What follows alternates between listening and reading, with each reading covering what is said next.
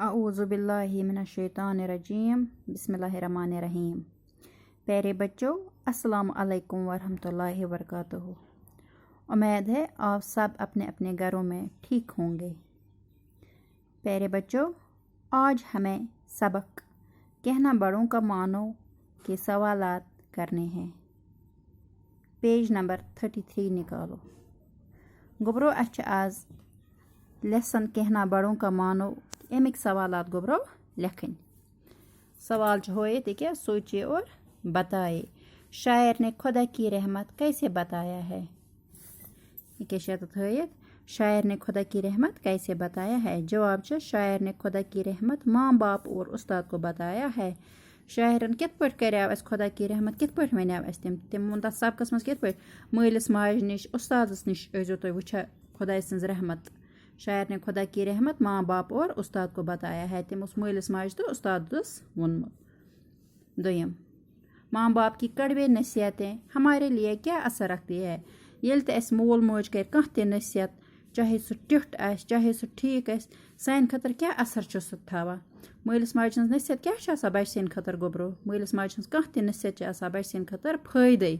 या मास्टर जी कर बचस नसीहत सह फायदेमंद। जवाब क्या? माँ बाप की कड़वे नसीहतें हमारे लिए आब हयात का असर रखती है। इत पे आब हयात वैल्यू इथे पे मालिस माज हंजन नसीहतन वैल्यू इत पे सान खतर फायदेमंद। मोल मोज उस्ताद कर बचन खतर जहां ते गलत, तम कर हमेश असल नसीहत यथ मज फायदा आस बचस। सवाल नंबर 3 माँ बाप का कहना न मानने का क्या नतीजा होता है? युस न मालिस माज हंस कह ते नसीहत माने या कहीं माना मालिस माज हन, तमो क्या नतीज नेरा तमो क्या नतीज नेरा? जवाब माँ बाप का कहने से मुश्किलें, दुख, रसवाई और जिल्लत उठाना पड़ती है। युस न मालिस माज हंस नसीहत मान कहीं, युस न मालिस माज हन फरमानदार बरदार आस कहीं, तमस क्या तम सत जिंदगी मज वारिया मुश्किलात यवा, वारिया दुख पेवा तुलन, वारिया बेइज्जती गसा, रसवाई गसा, वारिया जिल्लत, वारिया बेइज्जती पेवा तुलन। यह कम सत अगर मालिस माज हन इंसान मान ना कहीं, हमेशा मालिस मोल मोज वन इंसान गस मानुन। क्या जवाब? माँ बाप का कहने से मुश्किलें, दुख, रसवाई और जिल्लत उठाना पड़ती है।